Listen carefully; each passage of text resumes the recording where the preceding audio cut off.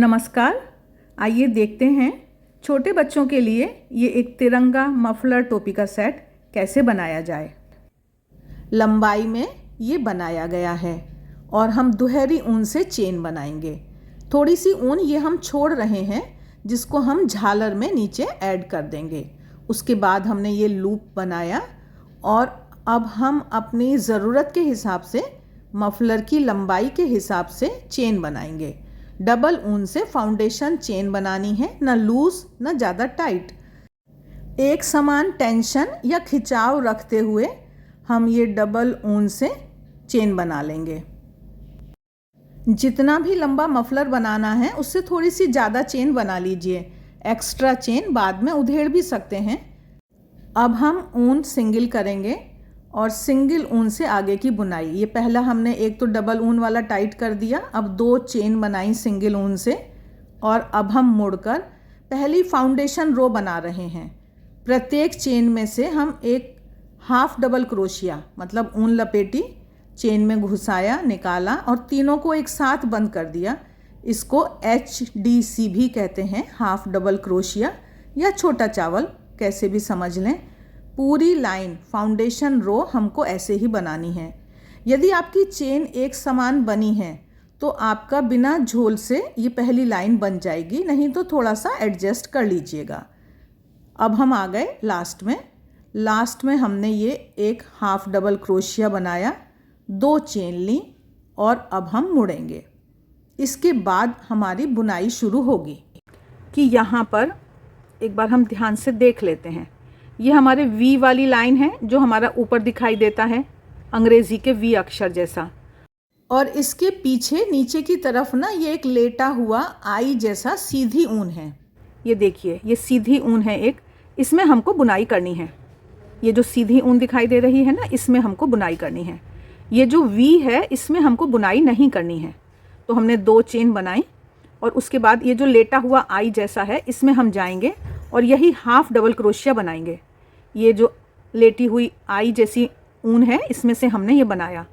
तो जो हमारा वो V है ना, ऊपर का जो V जिसको हम V कह रहे हैं, वो देखिए यहाँ पर ये इस तरह से लेटा हुआ आ गया। ये अब आप देखें आप, तो ये यहाँ पर इस तरह से दिखाई दे रहा है। बस यही इसकी खूबसूरती है और ये दोनों तरफ एक समान डिज़ाइन दिखाई दे रहा है। ये देखिए, ये जो लाइन जा रही है वो इस तरह से बनी है। हाफ डबल क्रोशिया पीछे की तरफ जाकर लेटा हुआ जो ये आई जैसा है इसमें से हमको बनाना है। डिज़ाइन बहुत ही आसान है और बहुत ही सुंदर है। तो मैं ये लाइन पूरी करके फिर आपको एक बार दिखाती हूँ। ये देखिए, ये यहाँ पर सुंदर सा डिज़ाइन आ गया। आखिरी में हम आ गए लास्ट में। ये लास्ट में हम आए। अब यहाँ पर हम नॉर्मल साइड से उठाकर एक हाफ डबल क्रोशिया बना रहे हैं। किनारे वाला है, बाउंड्री वॉल है ये हमारी। फिर से 2 चेन ली और मुड़ गए। अब तो देखिए आपको समझ में आ गया कि ये ऊपर वाला V तो हमारा ये है और नीचे लेटा हुआ ये I अंग्रेजी जैसा I अक्षर, इसमें से हमको बनाना है। बस आपको जितनी भी चौड़ी पट्टियाँ बनानी हैं, जितने भी रंग में जैसे भी, आप उस तरह से इसको बना लेंगे। एक समान अभी मैंने तीनों रंगों की पट्टियाँ एक साइज़ की बनाई हैं।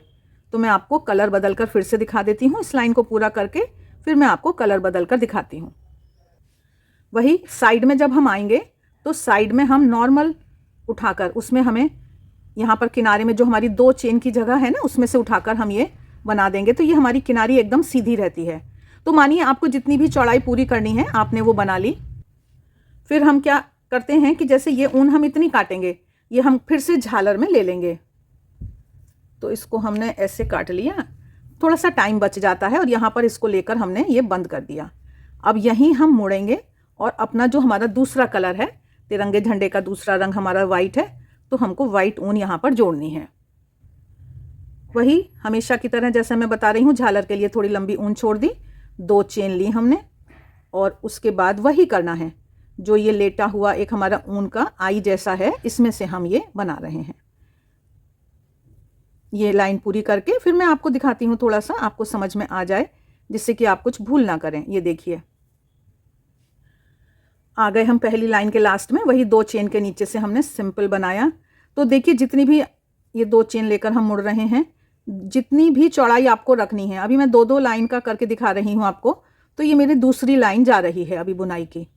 ये मैंने दूसरी बार वही ये नीचे से निकाला और ये देखिए यहाँ पर ये हमारी बहुत सुंदर ये लाइन दिखाई देती है, आ गई। दूसरी लाइन हमने पूरी करी और अब हम उसी तरह से ऊन को यहाँ काटेंगे लंबा कि हम इसको झालर में ले लेंगे और अब हम यहाँ पर अपना तीसरा रंग जोड़ देंगे। 2 चेन बनाकर वही तीसरे रंग से हम उसी तरह से बुनाई कर रहे हैं। ये तिरंगे का तीसरा रंग हमने लगा लिया, 2 चेन बनाई, मुड़े। अब एक बात आप ध्यान से समझ लीजिए कि जो ये पहला वाला है ना, इसमें हम नहीं बना रहे हैं, ये जो दूसरा वाला है इसमें बना रहे हैं। यहाँ तो ये हमारी 2 चेन आ जाती हैं, इसको हमने छोड़ दिया है और यहाँ हम बना रहे हैं, तब हमारी ये जो सीध है ना ये एकदम सही आ रही है। तो ये बहुत छोटी सी बात है, लेकिन ये सब छोटी छोटी बातों से हमको समझना होता है। तो इस तरह हम ये मफलर बनाएंगे। अभी मैं आपको ये झालर लगाकर और दिखा देती हूँ और फिर हमने ये टोपी कैसे बनाई है इसको भी हम थोड़ा सा समझेंगे। अब देखिए ये जो झालर काटी है ये लगभग 10 इंच लंबी है। आप किसी 5 इंच की किताब पर लपेट कर या जैसे भी आपको काटना है ये हमने काट ली। अभी मैं यहाँ पर 5 ऊन के मैंने ये लंबी ऊन ली है और आपको जहाँ भी लगानी है, जितनी दूरी पर लगानी है। जब झालर पास पास लगाते हैं तो हम कम ऊन लेकर लगा सकते हैं, जब झालर थोड़ी दूर दूर लगानी है तो हमको वो थोड़ी मोटी करनी है। ये एक छोटी सी बात है, इसको आप समझ लीजिए। इन सारी ऊनों को एक समान किया, इस तरह से हमने घुसाया, इसको ऐसे ट्विस्ट कर लीजिए और ट्विस्ट करने के बाद इसको हम गांठ लगाएंगे। लेकिन अभी मैं आपको एक ट्रिक बताती हूँ कि ये देखिए ये गांठ है ना, इसको ऊपर तक ले जाइए आराम से हल्के हाथ से और वहाँ पर ले जाकर इसको टाइट करिए। तो इस तरह से ये हमने सिंपल वाली झालर लगाई है। बाद में झालर को एक समान सीधा हमें काटना है। अब ये जो टोपी है ये बिल्कुल मफलर जैसा डिज़ाइन नहीं है, लेकिन हमने कोशिश करी है कि जैसे उसमें भी एक धारी सी दिख रही थी, इसमें ये आई वाली लेटे लेटे अंग्रेजी के आई अक्षर जैसी धारी दिखाई दे रही है, सुंदर लग रही है। वैसे ये रिवर्सिबल डिज़ाइन नहीं है, हमने तो पॉम पॉम लगा दिया है इसमें, तो ये एक तरफ से ही पहनने वाली है। चारों तरफ इसमें कहीं सिलाई नहीं हुई है, हमने गोल में ही बुना है इसको। तो इसको अब हम देखते हैं कैसे बनी है। मैं छोटा सा सैंपल ही दिखा रही हूँ। देखिए जो आसान तरीका है मैं उससे आपको इसको बताऊंगी। जितनी भी हमको ये बनानी है बड़ी, जैसे ये बच्चे का साइज़ है, ये साइज़ तो मैं आपको दिखा देती हूँ कि लगभग ये 8 इंच के करीब है, तो 16 इंच की आपको चेन बनानी है। तो आइए अब टोपी शुरू करते हैं। ऊन डबल करी हमने और जितनी हमको चौड़ाई चाहिए, ये वाली जो टोपी है ये लगभग 16 इंच इसका है गोला, तो हम उतनी ही चेन बनाएंगे। मैं अभी थोड़ी कम चेन बनाकर छोटी सी सैंपल में आपको दिखा रही हूँ।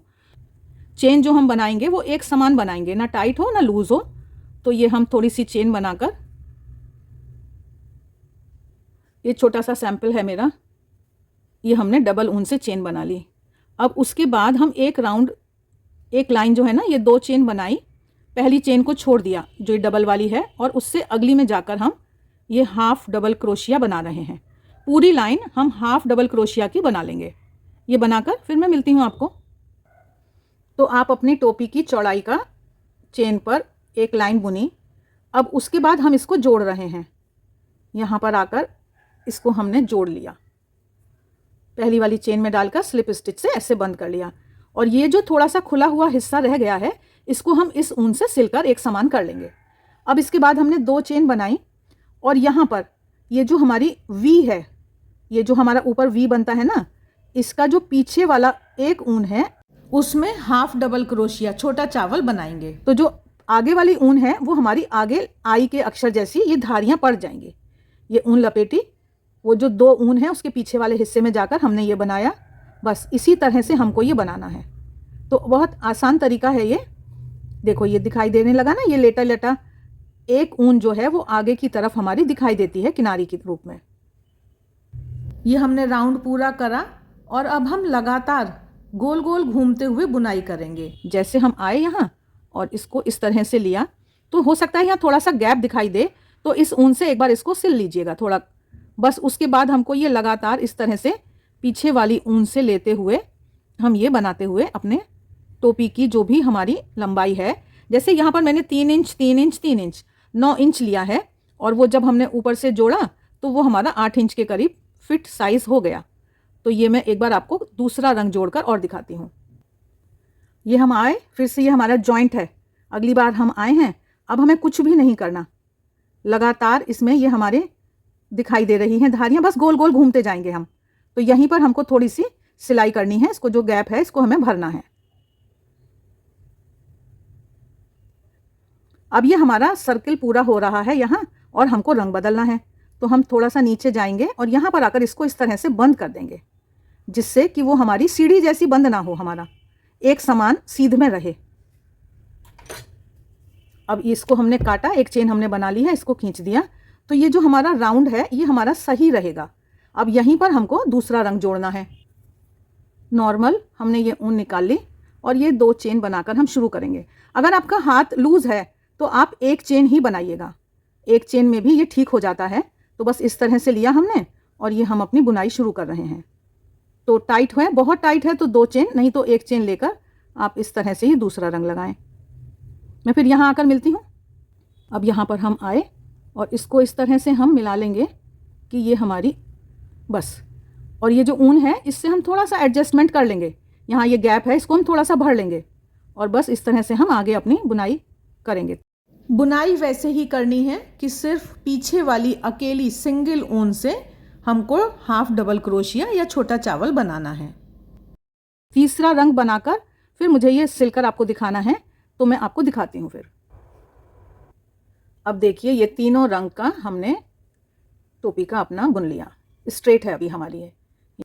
यहाँ थोड़ी सी ज़्यादा ऊन काटी हमने और इससे अब हम इसको सिलेंगे। गांठ लगा दें। अब देखिए ये हमारी टोपी बनकर तैयार है।